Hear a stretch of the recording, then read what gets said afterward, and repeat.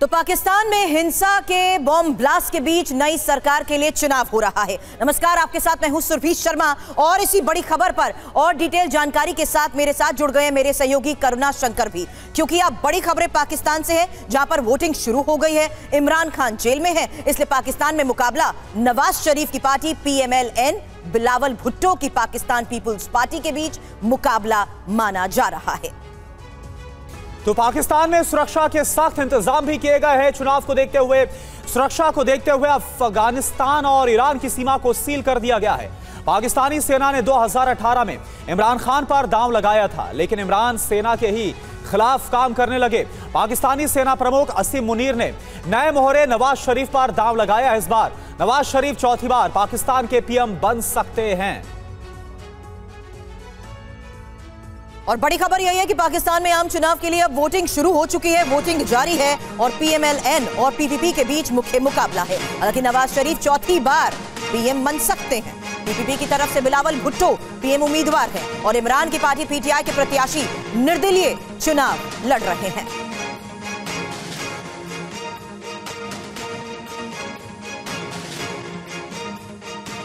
तो ये तीन चेहरे इस वक्त इंफॉर्मेशन वॉल पर आपके सामने हैं और इन्हीं तीन चेहरों के साथ सबसे बड़ा सवाल कि पाकिस्तान में आज चुनाव, जनरल मुनीर का मोहरा कौन? अब ये मुनीर का मोहरा कौन? इंफॉर्मेशन वॉल पर एक एक डिटेल अब आपके सामने रखते हैं। जहां देखिए सबसे पहले जो चेहरा आपके सामने है वो है नवाज शरीफ का। अब बात नवाज शरीफ को लेकर इसलिए क्योंकि पाकिस्तानी सेना का समर्थन इन्हें हासिल है। महत्वपूर्ण यह भी है कि सेना की वजह से सियासत में जिस तरीके से ये फिर सक्रिय हुए हैं, उम्र कैद की सजा के बावजूद चुनावी राह क्या इनके लिए आसान हो गई है? और इमरान खान की अगर बात करें तो जाहिर सी बात है सेना के साथ रिश्ते इतने खराब हो चुके हैं कि पूरी तरीके से शिकंजे में है और सेना से दुश्मनी की वजह से ही सत्ता भी गवा चुके हैं। लेकिन सेना की छवि खराब करने के जो आरोप इनके ऊपर लगे हैं, उसी का खामियाजा जिस तरीके से इमरान भुगत रहे हैं, आज इनकी पार्टी बिना सिंबल के चुनावी मैदान में जरूर है। बात बिलावल भुट्टो की भी, क्योंकि सेना के समर्थन से विदेश मंत्री भी बने हैं और जाहिर सी बात है इस चुनाव के आधार पर बिलावल भुट्टो को लेकर हम ये कह सकते हैं कि इनकी सियासी रूपरेखा को देखते हुए ये चुनाव बेहद अहम हो गए हैं। और देखिए पाकिस्तान में मतदान है और इसको लेकर क्या है बड़ी खबर। पाकिस्तान में नेशनल असेंबली की 265 सीटों पर चुनाव। पाकिस्तान में स्टेट असेंबली की 590 सीटों पर चुनाव है। एक नेशनल 3 स्टेट असेंबली सीट पर चुनाव नहीं हो रहा है। हिंसा की आशंका को देखते हुए 6.5 लाख सुरक्षा कर्मी तैनात किए गए हैं। 12 करोड़ 79 लाख से ज्यादा वोटर्स मतदान करेंगे। तो पाकिस्तान में मतदान को देखते हुए सुरक्षा कड़ी की गई है। और आप देखिए मतदान से एक दिन पहले यानी कि एक दिन पहले शाम को जिस तरह से 2 बड़े धमाके भी पाकिस्तान में हुए, इसके बाद सुरक्षा को और भी ज्यादा कड़ा कर दिया गया है। सुरक्षा की बात करो ना आप यहां पर कर रहे हैं, इस वक्त वहां पर हालात क्या हैं और वोटिंग को लेकर क्या स्थिति है? सीधे रुख करेंगे इस्लामाबाद का। समीर अली इस्लामाबाद से हमें ज्वाइन कर चुके हैं। कराची से ही जुनैद जुल्फिकार हमें ज्वाइन कर रहे हैं और साथ ही मेरे सहयोगी मनीष झा भी हमें ज्वाइन करेंगे और लाहौर से सहयोगी गुलाम अब्बास हमारे साथ है। गुलाम, सबसे पहले चुनाव को देखते हुए इस वक्त की स्थिति बताएं।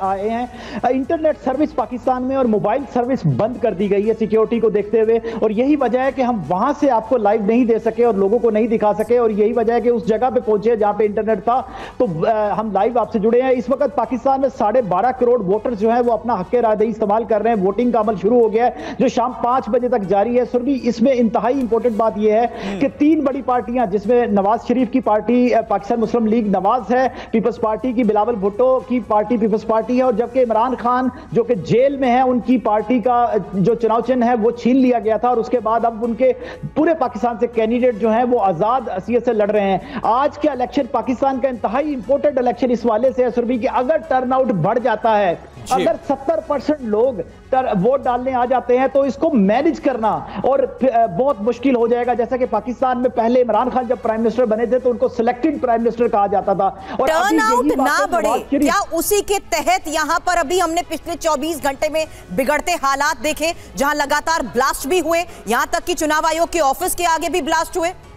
राजनीतिक अस्थिरता को देखते हुए ही फैसला लिया जा रहा है। लेकिन उससे पहले बड़ी खबर पाकिस्तान में PMLN PTI PPP के बीच मुकाबले को लेकर, जहां नवाज शरीफ और भुट्टो के बीच टक्कर। और पाकिस्तान में आज जिस तरीके से चुनाव हो रहे हैं, आपको बता दें नतीजे कल आएंगे। पाकिस्तान में बहुमत के लिए 169 सीटें जरूरी हैं। मनीष मेरे सहयोगी इस वक्त हमें ज्वाइन कर चुके हैं। मनीष, मैं आपको बता दूं, आप इस वक्त भले ही बाहर हो, इस चुनाव पर नजर बनाए हुए हैं, लेकिन इस बीच ये 3 चेहरे, और इन 3 चेहरों को देखते हुए ही मेरा सबसे पहला सवाल आपसे होगा नवाज शरीफ को लेकर। क्या सेना की मेहरबानी इनके ऊपर है? सवाल होगा इन 2 चेहरों के राजनीतिक भविष्य को देखते हुए भी, जहां इमरान खान उनका सियासी सफर खत्म माने, या बिलावल भुट्टो की बात करें जिनके सियासी सफर की रूपरेखा इन चुनावों के जरिए तय होगी। देखिए सुरभि, दिलचस्प बात यह है कि पाकिस्तान आर्मी में भर्ती चल रही है पॉलिटिकल कमांडर पोस्ट की, और उसका सिलेक्शन होना है इलेक्शन के नाटक के जरिए। आप कह सकते हैं कि पाकिस्तान में कॉमेडी को भी बहुत सीरियसली लिया जा रहा है। कमोबेश वही हाल अभी पाकिस्तानी इलेक्शन का। आप सोचिए, पूरा विपक्ष जो है, या तो विपक्षी नेता जेल में है, विपक्षी पार्टी का सिंबल नहीं है, उसके कैंडिडेट इंडिपेंडेंट कैंडिडेट के तौर पर चुनाव लड़ रहे हैं। होना क्या है? पाकिस्तान की जनता ये सोच रही होगी कि वो इलेक्शन बूथ पर जाकर जिसको वोट देंगे वो जीतेगा। हकीकत यह है कि रावलपिंडी के आर्मी हेडक्वार्टर में तय होगा कि जीत किस सीट पर किसको जीत घोषित किया जाए, और आखिरकार जीत का सेहरा नवाज शरीफ के माथे में बनना है। हाँ, भारत के पर्सपेक्टिव से अगर आप देखें तो भारत नजर बनाए हुए है, क्योंकि एक पड़ोसी मुल्क में एक नया नाटक चल रहा है। और अहम बात यह है कि इमरान खान, जो कि एकदम भारत विरोधी होते होते जेल तक पहुंच गए थे, उसके बाद अब बारी फिर नवाज शरीफ की है। नवाज शरीफ को लेकर निश्चित तौर पर अगर आप कहें तो भारत और पाकिस्तान के संबंधों में एक नई चीज आपको देखने को मिल सकती है, क्योंकि ये वही नवाज शरीफ थे जो पाकिस्तान आर्मी के ना चाहने के बावजूद प्रधानमंत्री नरेंद्र मोदी के 2014 के शपथ ग्रहण समारोह में भाग लिए थे। उसके बाद उन्होंने भारत के साथ दोस्ती करने की कोशिश की थी, जिसका खामियाजा उन्हें जेल जाना पड़ा या फिर उन्हें देश से बाहर जाना पड़ा। अब अगर वो दोबारा आते हैं तो क्या भारत के साथ रिश्ते बनेंगे? क्योंकि पाकिस्तान की स्थिति तो नहीं सुधरने वाली है। लेकिन हाँ, नवाज शरीफ चूंकि एक मजे हुए नेता हैं, एक काफी अनुभवी नेता है, उन्हें पता है कि अगर पाकिस्तान को कहीं से थोड़ी सी कुछ उम्मीद है तो वो भारत के साथ अच्छे संबंध बनाने से है, और उसके लिए ये सारी कवायद आज इलेक्शन के रूप में चल रही है। हाँ, इसका परिणाम क्या होगा ये रावलपिंडी ने तय कर रखा है, और उसी प्रोसेस में आज का दिन ये बड़ी बात आपने मनीष कही है कि भले ही लोकतंत्र का दिखावा करने की आज कोशिश हो रही हो पाकिस्तान में चुनाव कराकर, लेकिन होगा वही जो आसिम मुनीर चाहेंगे, होगा वही जो पाकिस्तान के सेना प्रमुख की तरफ से डिसाइड किया हो गया होगा। अब सवाल यह है कि पाकिस्तान का प्रधानमंत्री आखिर कौन? यह एक बहुत बड़ा सवाल है। नवाज शरीफ जो कि कौन है? या आप देखिए, PMLN के प्रमुख है, दिग्गज नेता है, और चौथी बार पीएम बन सकते हैं। कई बार जेल निर्वासन का सामना भी किया गया है। अगला नाम और अगला चेहरा देखिए, PPP से है। बिलावल भुट्टो का चेहरा आपके सामने हम रखते हैं, जो कि प्रधानमंत्री की रेस में है। लेकिन सवाल यह है कि आखिर आसिम मुनीर ने क्या सोच रखा है? बेनजीर भुट्टो आसिफ जरदारी के बेटे हैं। बिलावल भुट्टो PPP के पीएम उम्मीदवार है, पाकिस्तान के पूर्व विदेश मंत्री भी रह चुके हैं, यानी कि पाकिस्तान की सियासत का भी अच्छा खासा एक्सपीरियंस हो चला है। और तीसरा चेहरा जो इस वक्त पाकिस्तान की जेल में है, इमरान खान भ्रष्टाचार के मामले में जेल में है। 2022 में पीएम पद से हटाए गए, सेना के साथ तनावपूर्ण संबंध है, और 2018 में इन्हीं पर दांव लगाया गया था पाकिस्तान में। लेकिन हुआ क्या? जब ये सेना के खिलाफ हो गए तो फिर इन्हें जेल में डाल दिया गया और सत्ता PMLN के हाथ चली गई। कांग्रेस जारी करेगी ब्लैक पेपर, यह खबर आ रही है सामने। सुबह 10:30 बजे खरगे करेंगे प्रेस कॉन्फ्रेंस। केंद्र सरकार भी आज ला सकती है श्वेत पत्र, जिसका कल ही जिक्र सामने आया था। यूपीए सरकार के खिलाफ जारी होगा श्वेत पत्र। यूपीए सरकार के दौरान अर्थव्यवस्था पर यह श्वेत पत्र जारी करने की बात कल कही गई थी सरकार की तरफ से, लेकिन अब कांग्रेस की तरफ से मौजूदा सरकार यानी मोदी सरकार को लेकर ब्लैक पेपर जारी करने की बात कही गई। कांग्रेस के अध्यक्ष मल्लिकार्जुन खड़गे सुबह 10:30 बजे प्रेस कॉन्फ्रेंस करने वाले हैं।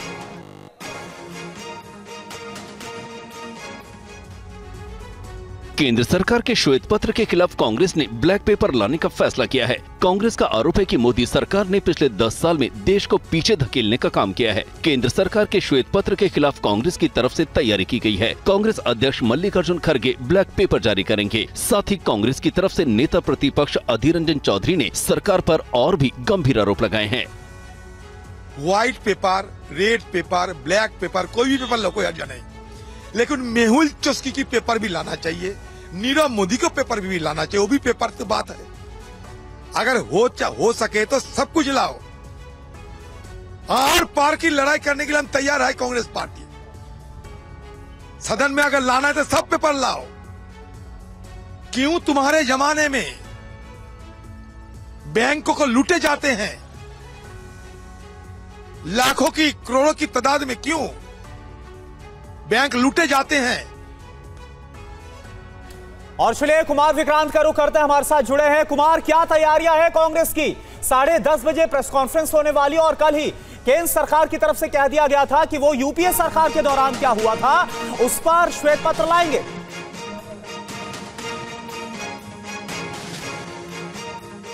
खबर दर्शकों को दी थी कि ब्लैक वर्सेस व्हाइट की पॉलिटिक्स होने वाली है 2024 के लोकसभा चुनाव के लिहाज से।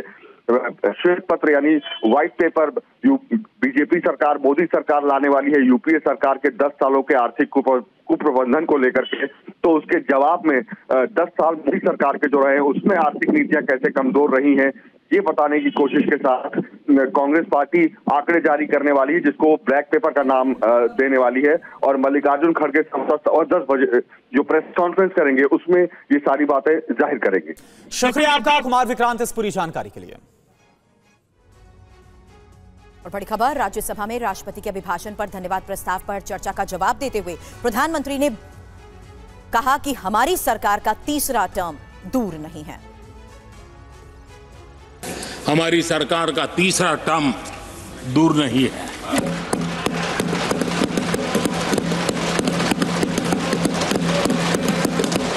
कुछ लोग इसे मोदी 3.0 कहते हैं।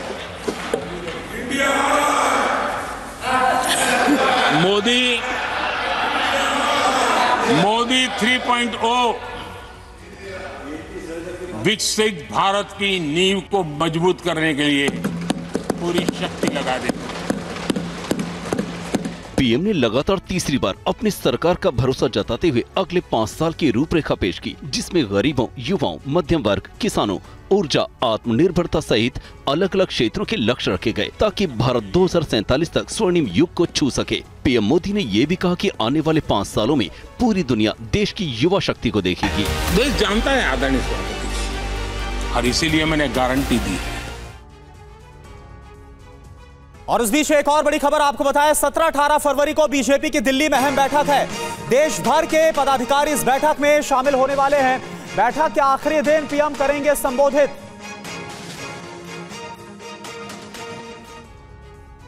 लोकसभा चुनाव को देखते हुए बीजेपी की राष्ट्रीय कार्यकारिणी की बैठक काफी अहम मानी जा रही है। राष्ट्रीय अधिवेशन की बैठक 17-18 फरवरी को होगी। भारत मंडपम प्रगति मैदान में बैठक का आयोजन होगा। राष्ट्रीय अधिवेशन की बैठक की अध्यक्षता पार्टी के राष्ट्रीय अध्यक्ष जेपी नड्डा करेंगे। बीजेपी की इस अहम बैठक में पार्टी की राष्ट्रीय कार्यकारिणी समिति के सभी सदस्यों के अलावा राष्ट्रीय परिषद के सभी सदस्यों को आमंत्रित किया गया है। बैठक में सांसद, विधायक, विधान परिषद सदस्य, पूर्व सांसद भी बुलाए गए हैं। सभी मोर्चों के राष्ट्रीय पदाधिकारी भी इसमें हिस्सा लेंगे।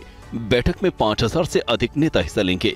इसमें लोकसभा चुनाव के लिए पार्टी मशीनरी को तैयार किया जाएगा। साथ ही मोदी सरकार की उपलब्धियों पर प्रस्ताव पारित होगा। वहीं प्रधानमंत्री नरेंद्र मोदी राष्ट्रीय अधिवेशन बैठक के समापन सत्र को संबोधित करेंगे। राष्ट्रीय अधिवेशन की बैठक 18 फरवरी 2024 को दोपहर 2 बजे प्रधानमंत्री नरेंद्र मोदी के समापन भाषण के साथ समाप्त होगी।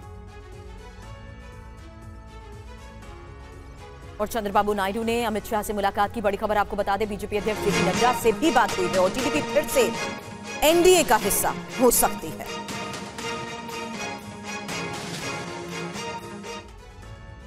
लोकसभा चुनाव में मिशन 400 के लिए बीजेपी ने बिसात बिछानी शुरू कर दी है।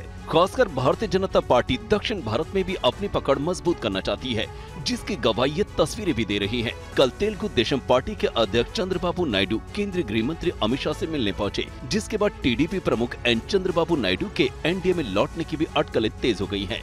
आंध्र प्रदेश में कुल 25 लोकसभा सीटें हैं। टीडीपी का यहां अच्छा खासा जनाधार है। 2019 के लोकसभा चुनाव में जगनमोहन रेड्डी की पार्टी वाईएसआर कांग्रेस को 50% वोट मिले थे और 22 सीटें जीतने में कामयाबी हासिल की थी, जबकि 3 सीट जीतने वाली टीडीपी को 40% वोट मिले थे। चंद्रबाबू नायडू पहले भी एनडीए का हिस्सा रह चुके हैं। 2019 के लोकसभा चुनाव से पहले टीडीपी ने एनडीए का साथ छोड़ दिया था। टीडीपी जब एनडीए से अलग हुई उस वक्त चंद्रबाबू आंध्र प्रदेश के सीएम थे, लेकिन विशेष राज्य के दर्जे की मांग को लेकर टीडीपी ने बीजेपी से 20 साल पुराना गठबंधन तोड़ लिया था। इधर नीतीश कुमार के एनडीए खेमे में एंट्री के बाद पहली बार दिल्ली दौरे पर हैं वो। इस दौरान उन्होंने पीएम मोदी, अमित शाह, जेपी नड्डा से मुलाकात की। एनडीए में वापसी के बाद बिहार के सीएम नीतीश कुमार पहली बार प्रधानमंत्री नरेंद्र मोदी से मिलने पहुंचे। दिल्ली में पीएम से नीतीश ने मुलाकात की। इस दौरान नीतीश के चेहरे पर मुस्कान साफ झलक रही थी। साथ ही मानो नीतीश ये भी भरोसा दे रहे थे कि अब वो पाला नहीं बदलेंगे, जिसका जिक्र खुद नीतीश ने पीएम से मुलाकात के बाद किया। 1995 से जो साथ में थे, अब बीच में 2 बार इधर उधर जरूर हो गए थे, लेकिन अब कभी नहीं, फिर वहीं रहेंगे, अब इधर उधर नहीं। हालांकि इस दौरान नीतीश से जब सीट शेयरिंग को लेकर सवाल किए गए थे तो उन्होंने कहा कि इस पर बात करने का कोई तुक नहीं है, वो तो सब होता रहेगा। नीतीश केंद्रीय गृह मंत्री अमित शाह से भी मिले। साथ ही नीतीश ने बीजेपी के राष्ट्रीय अध्यक्ष जेपी नड्डा से भी मुलाकात की। बिहार में राज्यसभा की 6 सीट खाली हो रही हैं, जिनके लिए 27 फरवरी को चुनाव होना है। माना जा रहा है कि बीजेपी अध्यक्ष से नीतीश ने राज्यसभा चुनाव पर भी चर्चा की।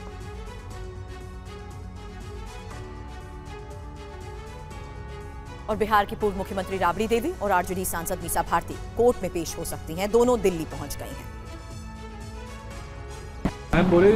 बिहार की पूर्व सीएम राबड़ी देवी अपनी बेटी और राज्यसभा सांसद मीसा भारती को 9 फरवरी को राउज एवेन्यू कोर्ट में पेश होना है। लैंड फॉर जॉब्स मामले में ये पेशी होनी है। पटना एयरपोर्ट पर पत्रकारों ने उनसे कई सवाल पूछे, लेकिन उन्होंने किसी सवाल का कोई जवाब नहीं दिया। वो गाड़ी से उतरी और सीधे एयरपोर्ट के अंदर चली गई। दिल्ली में भी दोनों ने चुप्पी साधे रखी। बताया जाता है कि बेटी हेमा यादव समेत राबड़ी देवी सीधे ईडी कार्यालय पहुंचेंगी। इस मामले में ईडी ने दिल्ली मुख्यालय में तीनों के अलावा सीए अमित कात्याल और जमीन देकर नौकरी पाने वाले हृदयानंद चौधरी को पूछताछ के लिए बुलाया गया था। आपको बता दें कि 29 जनवरी 2024 को ईडी की विशेष टीम ने पटना के गांधी मैदान इलाके में जोनल कार्यालय में आरजेडी अध्यक्ष लालू यादव से करीब 10 घंटे तक पूछताछ की थी। ईडी ने उनके खिलाफ राउज एवेन्यू कोर्ट में 4751 पन्नों की चार्जशीट के अलावा हृदयानंद चौधरी की स्वीकृति बयान को भी साथ लेकर आई थी, जिसे दिखाकर भी सवाल पूछे गए थे। लालू से पूछताछ के बाद उनके बेटे और पूर्व उप मुख्यमंत्री तेजस्वी यादव से भी ईडी ने करीब 8 घंटे तक पूछताछ की थी। तेजस्वी से 65 सवाल पूछे जाने की खबर मिली थी। अधिकतर सवालों पर तेजस्वी ने जानकारी होने से इनकार किया था।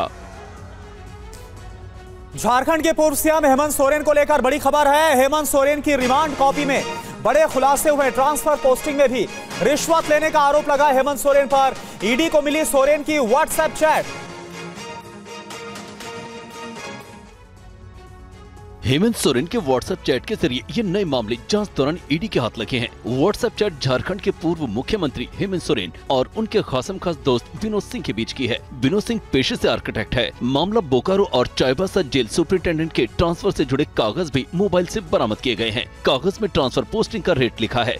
एक चैट में 2 करोड़ रुपए महीने का जिक्र है। विनोद ने 7/6/2020 को हेमंत सोरेन को चैट में लिखा, कहीं का डीसी बना देना, no relation, pure commercial. Vinod ने आगे लिखा है, भाई अभी तक जितना भी सिफारिश किया है किसी से भी 1 भी रुपया नहीं लिया है। काम होने के बाद जैसा आदेश होगा आपका, लेकिन रिक्वेस्ट है प्लीज कुछ केस कंसीडर कर लेना। आई विश हम भी छोटे से सिस्टम का पार्ट होते।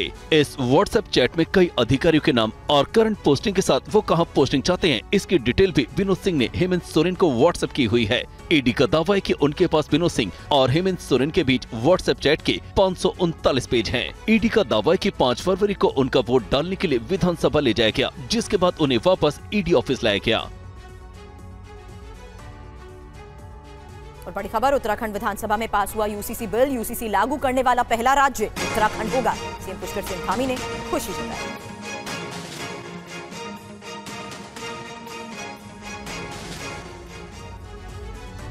समान नागरिक संहिता उत्तराखंड 2024 विधेयक को पारित किया जाए। जो माननीय सदस्य इसके पक्ष में हो कृपया हाँ कहें। जो माननीय सदस्य इसके विरोध में हो कृपया नहीं कहें। हाँ की संख्या अधिक है, अतः विधेयक पारित हुआ। इसी के साथ उत्तराखंड समान कानून पारित करने वाला देश का पहला राज्य बन गया है। प्रस्ताव पारित होने से पहले बिल पर सीएम पुष्कर सिंह धामी ने कहा कि हमारे संविधान निर्माताओं ने जो सपना देखा था वो जमीन पर उतरकर हकीकत बनने जा रहा है। जल्द ही ये कानून लागू होगा, जिससे सबको समानता का अधिकार मिलेगा, महिलाओं को सशक्तिकरण भी होगा, उनकी सुरक्षा भी होगी। सभी प्रकार के बेटे बेटियों के सभी प्रकार के प्रावधान समान नागरिक संहिता में किए हैं और सबके समानता के लिए कानून भारत के संविधान की मूल भावना के अनुरूप राज्य के अंदर पारित किया गया है।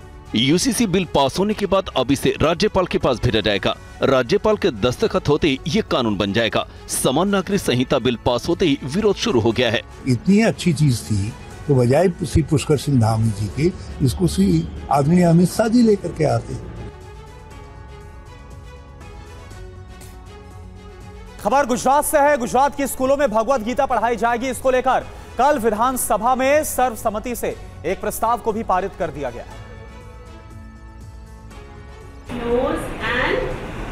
गुजरात के स्कूलों में बच्चों को भगवत गीता पढ़ाए जाने के प्रस्ताव पर चर्चा के दौरान कांग्रेस ने विरोध किया, लेकिन वोटिंग के दौरान उन्होंने भी अपना हाथ समर्थन में खड़ा किया। आम आदमी पार्टी ने भी गुजरात सरकार के फैसले का समर्थन किया, जिसके बाद सदन में सरकार का प्रस्ताव सर्वसम्मति से पारित हो गया। पिछले साल दिसंबर में राज्य शिक्षा विभाग ने घोषणा की थी कि भगवत गीता के आदर्शों और मूल्यों को अगले शैक्षणिक वर्ष से कक्षा 6 से 12वीं तक के छात्रों को स्कूलों में पढ़ाया जाएगा।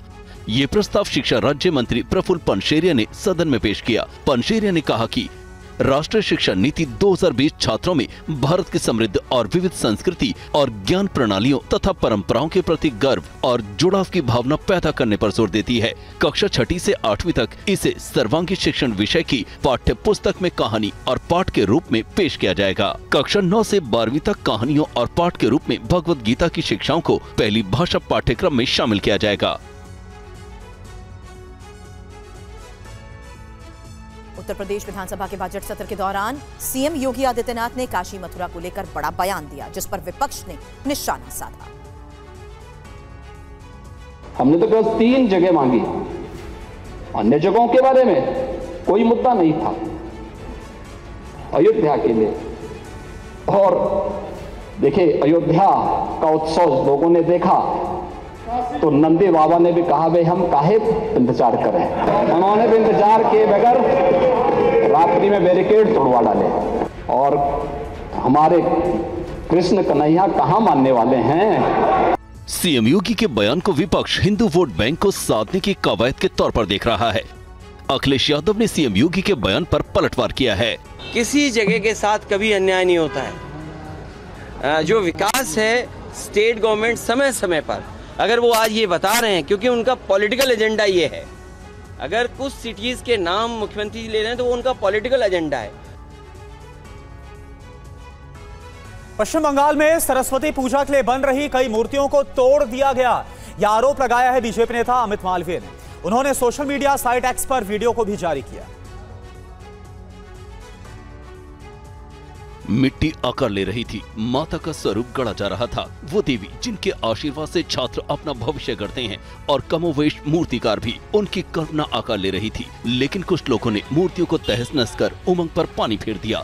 बीजेपी नेता अमित मालवीय ने ये वीडियो जारी करते हुए टीएमसी की ममता सरकार पर निशाना साधा है। अमित मालवीय ने कहा है, पश्चिम बंगाल में कानून व्यवस्था की स्थिति खराब हो गई है। इससे पहले स्कूलों में टीएमसी ने सरस्वती पूजा पर रोक लगा दी थी। बंगाल में हिंदू धर्मावलंबी ममता बनर्जी की सांप्रदायिक राजनीति का खामियाजा भुगत रहे हैं। दरअसल 14 फरवरी को सरस्वती पूजा है, जिसके लिए कलाकार दिन रात एक कर मूर्ति निर्माण में लगे हैं। मूर्तिकारों के लिए ये अवसर उनकी जीविका का साधन भी है। कहा जा रहा है कि सरस्वती माता की मिट्टी की मूर्तियों को तोड़कर टीएमसी समर्थित लोगों ने न केवल आस्था पर चोट की है, बल्कि पश्चिम बंगाल के कलाकारों के पेट पर आघात किया है। पश्चिम बंगाल को माँ माटी और मानुष के लिए जाना जाता है, लेकिन बंगाल में माँ की मूर्तियों के साथ ऐसे हर्ष पर आप खुद अंदाजा लगा सकते हैं कि माँ माटी और मानुष को कलंकित करने की हिम्मत की गई है। खबर जम्मू कश्मीर में टारगेट किलिंग को लेकर, जहां आतंकियों की फायरिंग में 2 की मौत हुई और आतंकी हमला करने के बाद भाग निकले। एक जख्मी शख्स की आज सुबह मौत हुई। श्रीनगर आतंकियों ने एक बार फिर बेगुनाह नागरिकों को निशाना बनाया। बताया जाता है कि ये नापाक हरकत पाकिस्तान परस्त आतंकियों ने की है। जब करवाली मोहल्ले के अब्बा कतल इलाके में अचानक गोलियों की आवाज सुनाई देने लगी, आतंकी अपने मंसूबे को अंजाम देकर भाग निकले। सुरक्षा बल एक्शन में आया, जिसके बाद इलाकों को चारों तरफ से घेर लिया गया। सर्च ऑपरेशन जारी है। एक वरीय पुलिस अधिकारी के मुताबिक टारगेट किलिंग को अंजाम दिया गया है। आतंकवादियों ने 2 लोगों पर करीब से गोलीबारी की, जिसमें एक शख्स की मौत हो गई। मृतक की पहचान अमृतसर के अमृतपाल के रूप में की गई है, जबकि दूसरे की पहचान अमृतपाल के साथी रोहित के रूप में की गई है। उसे SMHS में इलाज के लिए भर्ती किया गया है। बताया जाता है कि टारगेट किलिंग के इस वारदात में AK सीरीज के हथियार का इस्तेमाल किया गया और जानबूझकर सिख समुदाय के लोगों को निशाना बनाया गया है। खुफिया एजेंसी के मुताबिक टारगेट किलिंग के जरिए पाकिस्तान कश्मीर में अशांति फैलाने की नई साजिश रच रहा है। माना जा रहा है कि इसका मकसद आर्टिकल 370 के हटने के बाद जम्मू कश्मीर में कश्मीरी पंडितों के पुनर्वास की योजना को बाधित करना है। मुंबई संदिग्ध बोट मामले में 3 लोगों को गिरफ्तार किया गया है। बताया जा रहा है कि ये लोग कुवैत के बोट के जरिए भारत पहुंचे। यही वो बोट है जिससे समुद्र के रास्ते 3 लोग भारत में मुंबई की सीमा पर पहुंचे। पकड़े गए तीनों लोगों से पुलिस ने पूछताछ की, जिसमें बताया कि ये लोग तमिलनाडु के रहने वाले हैं और काम करने के लिए कुवैत गए थे। सब एजेंसी अभी इनके साथ इन्वेस्टिगेट कर चुके हैं, निकला कुछ नहीं है। ये बेचारे गरीब लोग हैं, ये वहाँ जाते हैं फिशिंग करने और फिशिंग में काम पे जाते हैं और वहाँ ये विक्टिम बन जाते हैं। इनका कोई नहीं हुआ, माँ बाप कोई नहीं होता। बिना पासपोर्ट भारत में घुसने के मामले में एटीएस, क्राइम ब्रांच और आईबी तीनों सुरक्षा एजेंसियां इनसे पूछताछ कर रही हैं। अगर समझो इनकी नागरिकता जो डॉक्यूमेंट्स अगर वो मिल जाती है तो उससे क्या होगा कि इनका पूरा क्लियर हो जाएगा कि ये सिटीजन भारत के हैं। इधर नागपुर के एसटी बस स्टैंड में एक संदिग्ध वस्तु मिलने से हड़कंप मच गया। गढ़चिरौली से नागपुर पहुंची बस में ये संदिग्ध वस्तु मिली है, जो गन पाउडर बताया जा रहा है, जिसकी जांच की जा रही है।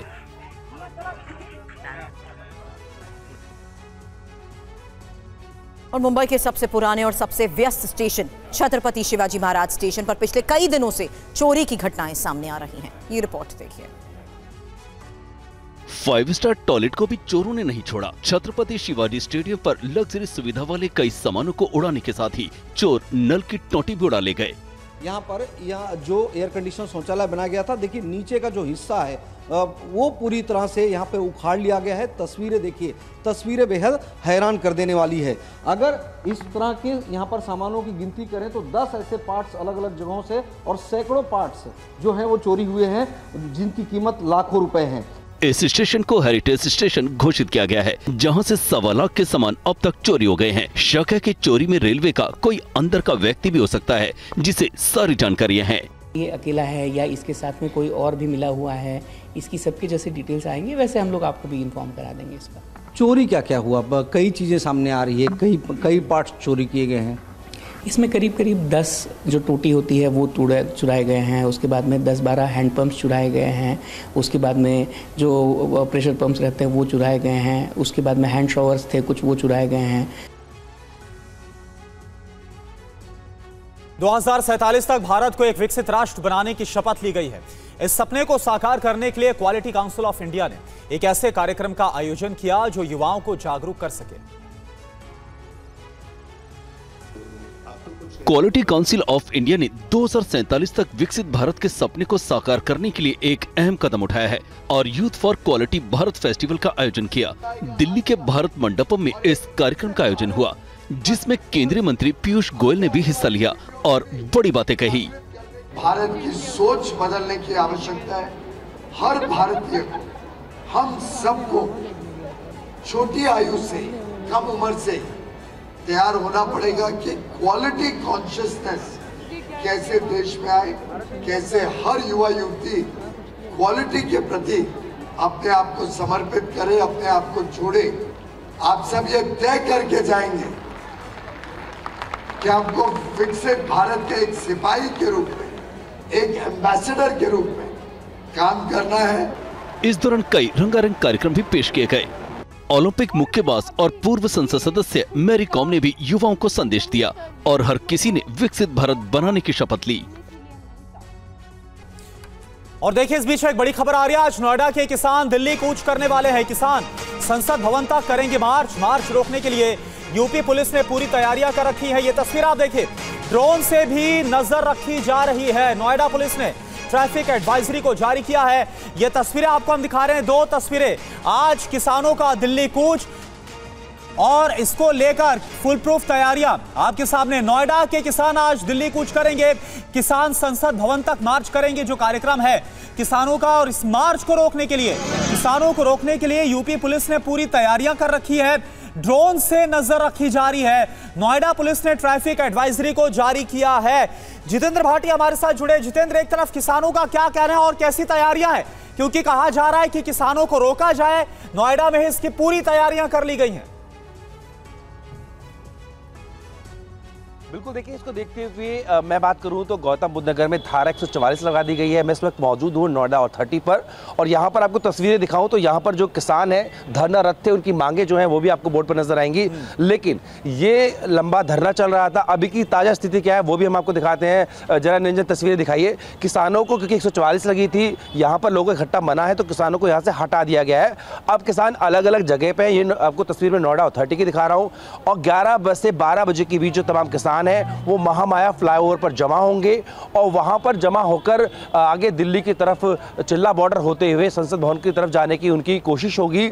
इसको देखते हुए तमाम इंतजाम किए गए हैं। पुलिस जो है, नोएडा पुलिस चप्पे चप्पे पर नजर रखे हुए है और इस तरीके से जहां जहां पर ये किसान इकट्ठा हुए हैं वहां पर उन्हें हटाया जा रहा है, क्योंकि इसके पीछे तर्क ये दिया जा रहा है कि धारा 144 लगी हुई है और जिस तरीके से भी पार्लियामेंट का सेशन चल रहा है तो वहां तक ये किसान नहीं जा सकते। लेकिन किसानों का दूसरी तरफ ये कहना है कि वो उनकी बातें सुनी नहीं गई। जिस तरह से ये अथॉरिटी है, ग्रेटर अथॉरिटी है, अलग अलग जगह पर किसान लंबे समय से धरना दे रहे थे अपनी मांगों को लेकर। ठीक है, तो एक तरफ जो किसान धरना दे रहे थे नोएडा में, गौतम बुद्ध नगर में, आज उनका संसद तक जाने का, मार्च करने का पूरा कार्यक्रम है। लेकिन कैसे किसानों को रोका जाए इसको लेकर भी तैयारियां पूरी कर ली गई। जो दिखा रहे थे जितेंद्र हमारे संवाददाता। खबर आपको बताएं, सरकार के खिलाफ कांग्रेस लाएगी ब्लैक पेपर।